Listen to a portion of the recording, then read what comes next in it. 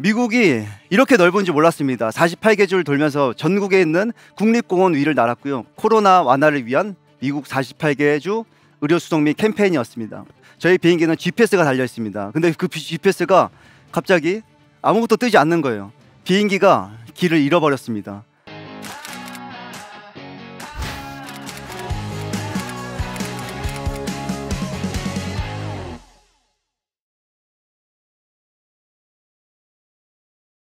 안녕하세요. 반갑습니다. 파일럿이자 도전자 이동신입니다. 반갑습니다. 저는 지난해 2022년에 코로나 완화를 위한 비행으로서 의료 수송을 미국 48개 주를 하고 돌아왔습니다. 그래서 오늘은 바로 그 프로젝트 이야기를 여러분과 나누려고 합니다. 저는 비행기 조종사가 되는 게 꿈이었고요. 그리고 미국 일주를 하는 게 또 꿈이었습니다. 물론 20대 초반에 꿨던 그 꿈은 당시에는 불가능한 꿈이었습니다. 하지만 그 꿈을 가슴에 또 좀 품고 작은 도전들을 하면서 도전을 해왔습니다. 그 첫 번째로는 저는 이제 해병대를 갔고요. 전역 후에 히말라야 5,800m를 또 등정했습니다. 그리고 한국으로 돌아와서 울진에서 독도까지 릴레이로 240km 바다 수영을 했습니다. 그리고 브라질 아마존 정글에서 222km 마라톤을 뛰었고요. 미국에서 뉴욕에서 LA까지 6,000km를 자전거를 일주했습니다. 그리고 그 다음에 몽골에서 말을 타고 동서로 2,500km를 횡단했습니다. 이렇게 도전을 준비를 했고요. 자세한 제 세바 이야기는 지난 세바시 3번의 강연을 통해서 들으실 수 있습니다. 저는 2015년 건축공학과를 졸업했습니다. 그리고 어렸을 때부터 꿈이었던 파일럿에 도전하기로 결심을 합니다. 저는 당시에 이제 학비가 없어서 미국에 있는 비행학교를 찾아가서 학교장에 이야기를 합니다. 내가 당신 학교를 홍보해주는 조건으로 영화를 만들어 줄 테니 나에게 장학금을 달라. 그 학교장은 저에게 장학금을 주더라고요. 저는 그렇게 미국으로 2016년 건너갑니다. 그리고 영화 촬영과 동시에 파일럿 훈련을 받기 시작합니다. 그렇게 첫 번째 라이센스를 취득하고요. 한국에 돌아와서 놀랍게도 2년 동안 후반 작업을 진행합니다. 저는 이렇게 오래 걸릴 줄은 상상도 못했습니다. 그렇게 만들어진 영화가 I am a pilot이라는 제 다큐멘터리 영화입니다. 그 영화는 놀랍게도 2019년 부산국제영화제에 공식 초청을 받게 됩니다. 그래서 태어나서 처음으로 레드카펫을 밟게 됩니다. 이런 상상은 해보지도 못했는데 기적 같은 일이었습니다. 저는 그 와중에 미국으로 잠시 건너가서 두 번째 라이센스를 취득합니다. 그리고 다시 한국으로 돌아와서 학비를 마련하기 시작합니다. 그리고 다시 또 미국으로 가서 세 번째와 네 번째 라이센스를 취득했고요. 보통은 1년에서 1년 반에 끝날 4개 라이센스를 저는 4년에 걸쳐서 꿈을 이루게 됩니다. 긴 시간이 걸렸죠. 저는 이제 이 모든 라이센스를 마치자마자 제 꿈이었던 미국 일주를 하기로 결심을 합니다. 근데 놀랍게도 2020년이 오면서 코로나도 동시에 같이 왔습니다. 일주를 하기는커녕 저는 미국에 있는 동안 5개월에 걸쳐 집에서 거의 자발적으로 격리를 하다시피 하며 지내야만 했습니다. 비행기 조종 훈련도 쉽지 않았지만 그 이후에 또 이런 일이 일어날 줄은 상상도 하지 못했습니다. 한국으로 돌아가야 하나 아니면 미국에서 계속 있어서 코로나가 끝날 때까지 기다려야 하나 굉장히 큰 고민이었습니다. 그 고민 끝에 저는 결심을 합니다. 그래, 일주를 하자. 단 코로나라는 현재 상황에 맞춰서 내가 반드시 일주를 할 이유가 없다면 도전하지 않겠다. 저는 파일럿으로서 내가 할 수 있는 세상에 도움이 되는 도전이 무엇이 있을지 찾기 시작합니다. 제 선배 파일럿으로부터 이런 얘기를 듣습니다. 엔젤 플라이시라는 곳이 있는데 그곳을 한번 찾아가 봐. 여기 사이트에 들어가 보니 이곳은 일반 파일럿들이 누구나 의료 봉사를 비행기로 할 수 있게 해주는 곳입니다. 그래서 여기서 하는 일들은요, 보통은 환자 수송 아니면 혈액이나 장기 수송 등을 합니다. 이번 코로나 시대에 맞춰서 마스크와 의료 수송을 동시에 또 시작도 했습니다. 저는 이 엔젤 플라이트를 보면서 결심을 합니다. 제가 찾던 바로 그것이었습니다. 저는 그렇게 엔젤 플라잇을 하기로 결정했지만 겁이 났어요. 코로나라는 것 때문에 5개월 동안 이제 집에 있었는데 이렇게 미국 전국을 다닌다는 생각에 두려움이 앞섰습니다. 하지만 엔젤 플라잇은 너무나도 많은 지역에 비행을 우려 수송을 해야 되는데 많은 파일럿들이 없었습니다. 너무나도 많이 필요했고 그래서 제가 꼭 해야 되는 일이라는 생각이 들었습니다. 그렇게 저는 두려움 대신 용기를 갖고 도전하기로 결정을 합니다. 이때 제가 했던 이름이 바로 코로나 완화를 위한 미국 48개 주 의료수송 및 캠페인이었습니다. 저는 두 가지 의의를 했는데요. 첫 번째는 의료수송을 하는 것, 두 번째는 엔젤 플라잇이라는 곳을 저도 4년 만에 알게 되었습니다. 비행하는 동안 전혀 몰랐어요. 미국에는 65만 명의 파일럿들이 있습니다. 하지만 얼마나 많은 숫자들이 많은 분들이 이 엔젤을 비행을 하는지는 잘 모르겠어요. 그래서 그 엔젤 플라잇을 홍보하고 싶었습니다. 가장 준비할 건 굉장히 많았는데요. 그중에서 가장 첫 번째로 함께할 동료가 필요했습니다. 제가 프로젝트를 준비하면서 가장 적극적으로 도와줬던 분이 계십니다. 미국의 에어라인에 있는 윤지우 파일럿님입니다. 이분은 저보다 훨씬 더 비행 시간도 많았고요. 제 선배이기도 했습니다. 이분과 함께 가기로 결정을 합니다. 하지만 놀라운 사실이 있습니다. 저는 비용이 없었습니다. 제가 갖고 있는 비용이 일부는 있었지만 이걸로는 턱도 없었습니다. 엔젤 플라잇은요, 놀랍게도 여기서 의료 수송하는 그 의료품을 제외한 모든 비용은 파일럿이 냅니다. 비행기 값도, 기름값도, 숙박비도, 심지어 파일럿에 대한 인건비도 없습니다. 100% 파일럿이 내는 구조로 되어 있습니다. 그럼에도 불구하고 많은 파일럿들이 의료 봉사를 합니다. 하지만 저는 돈이 필요했기 때문에 제가 갖고 있는 전 재산과 더불어 많은 분들에게 요청을 하기 시작합니다. 오랫동안 저를 응원해주고 지켜봤던 한 분이 계셨습니다. 바로 류재현 변호사님인데요. 이분은 처음부터 같이 고민해 주시면서 가장 먼저 지원을 해주셨습니다. 그렇게 한국에 또 소식을 알리니 60개 치킨, 또 텐마인즈라는 회사의 장승웅 대표님께서 바로 또 도움을 주셨습니다. 그렇게 도움이 릴레이로 이어졌습니다. 코오롱 스포츠의 제가 모델입니다. 놀라셨죠? 코오롱 스포츠에서 한경의 전무님께서 저에게 또 지원해 주십니다.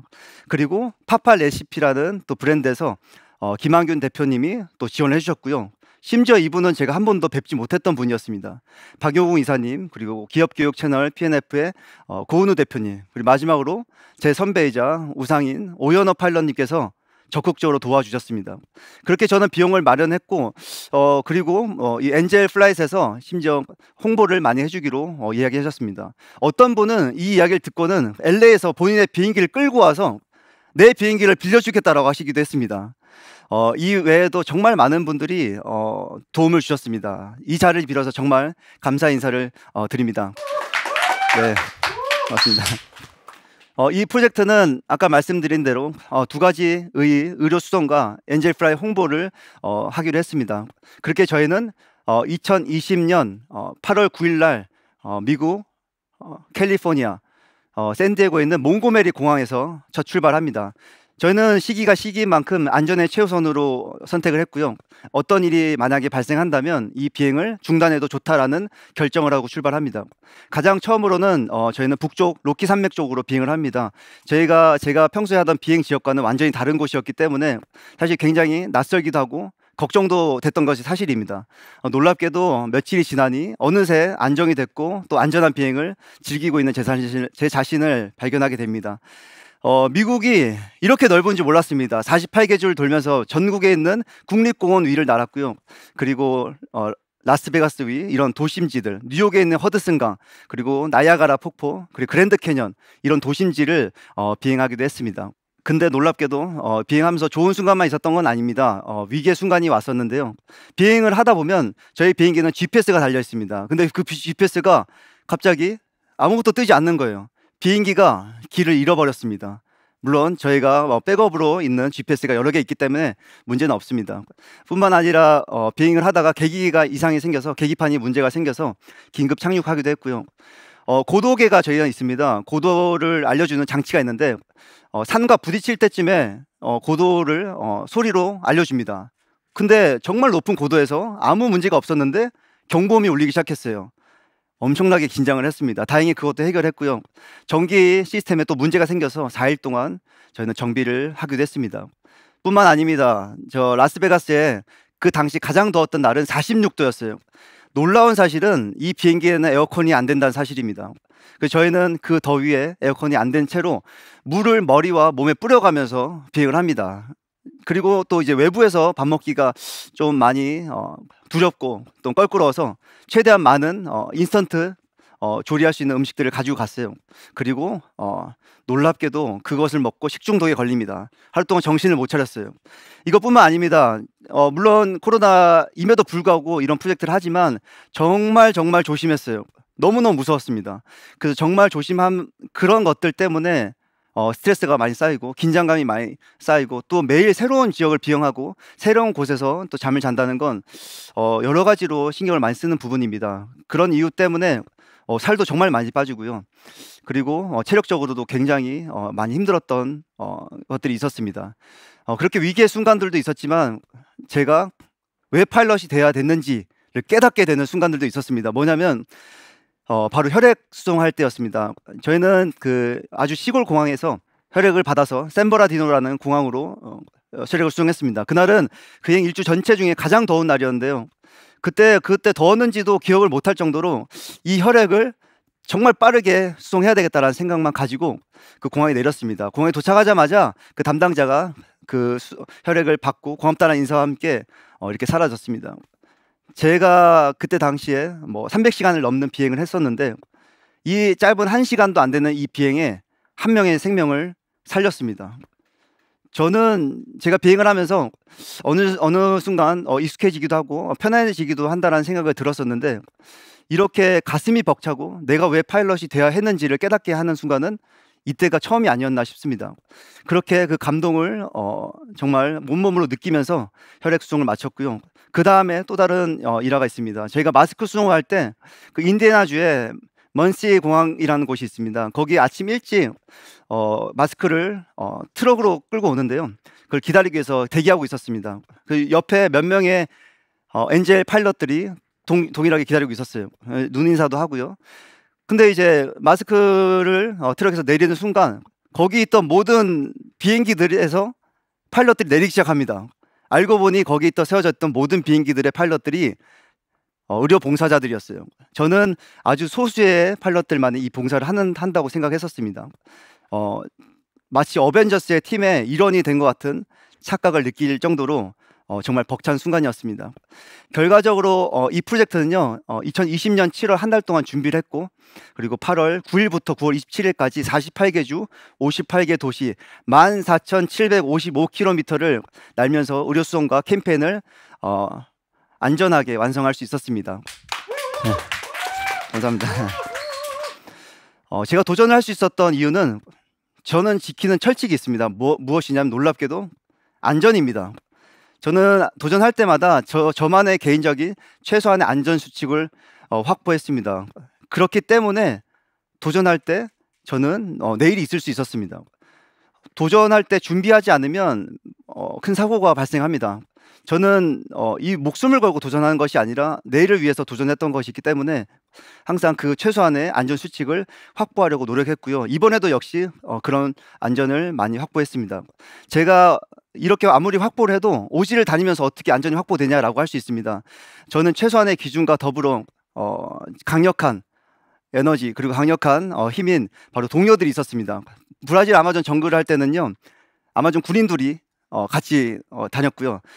독도 수용할 때는 특수부대 교관님들이 그리고 히말라야 갈 때는 산악인과 현지인들이 그리고 이번 파일럿 수송할 때는 저보다 몇 배의 비행 시간이 많은 선배 파일럿과 함께 했기 때문에 도전이 불안전하게 끝나지 않고 안전하게 마칠 수 있었습니다.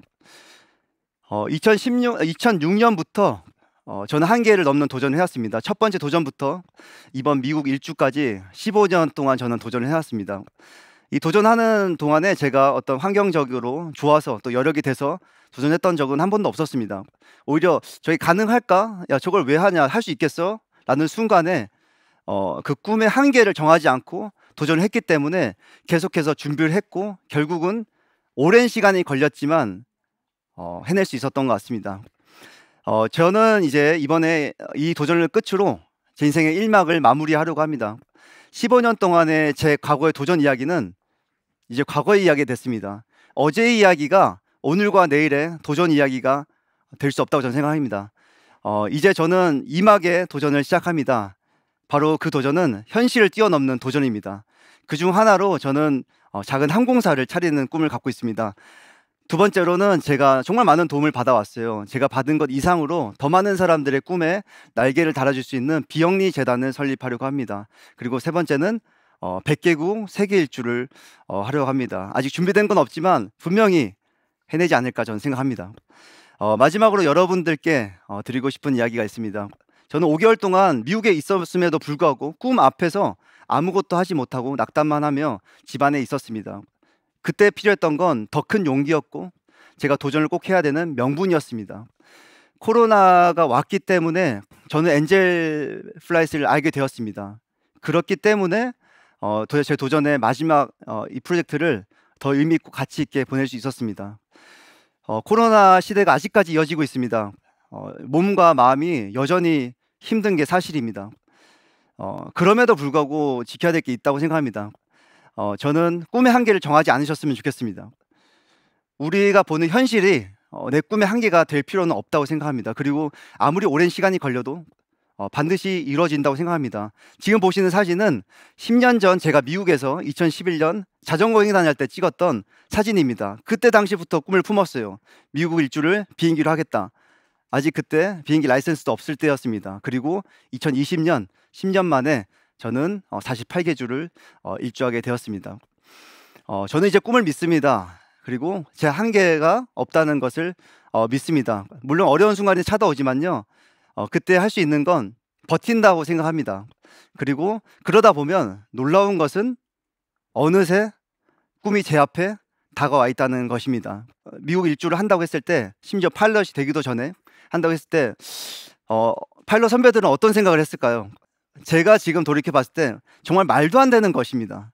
근데 그 한계 없이 꿨던 그 꿈, 바보 같은 그 꿈이 오늘의 제 마지막 1막의 도전을 마무리할 수 있게 됐습니다. 여러분도 포기하지 않으면 어느새 꿈에 가까이 다가가 있을 거라고 저는 생각합니다.